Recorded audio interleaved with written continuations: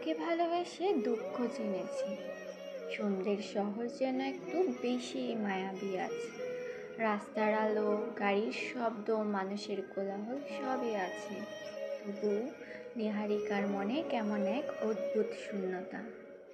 সে জানে এই শহরের কোথাও না কোথাও ঋষভ আছে, হয়তো ব্যস্ত, হয়তো অন্য কারো পাশে, কিন্তু ওর জীবনে আর নেই।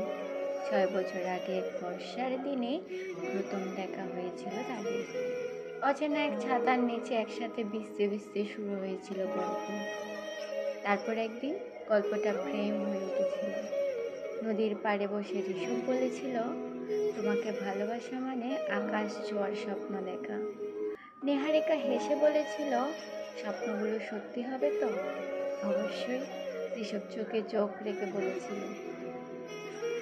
কিন্তু স্বপ্নগুলো শেষ পর্যন্ত সত্যি হয়নি। বাস্তবের কাঁটায় সম্পর্কের কোমলতা ক্ষত বিক্ষত হয়েছিল। হয়তো ভালোবাসা ছিল, কিন্তু তাতে আর একসাথে পথ চলার জায়গা ছিল না। আজ এতদিন পর নিহারিকা একাই সেই নদীর ধারে দাঁড়িয়ে। বাতাস বইছে ধীরে ধীরে, ঠিক যেমন সেদিন বইছিল। ওর ঠোঁট থেকে চাপা স্বরে বেরিয়ে এলো, তোমাকে ভালোবেসে দুঃখ চিনেছি।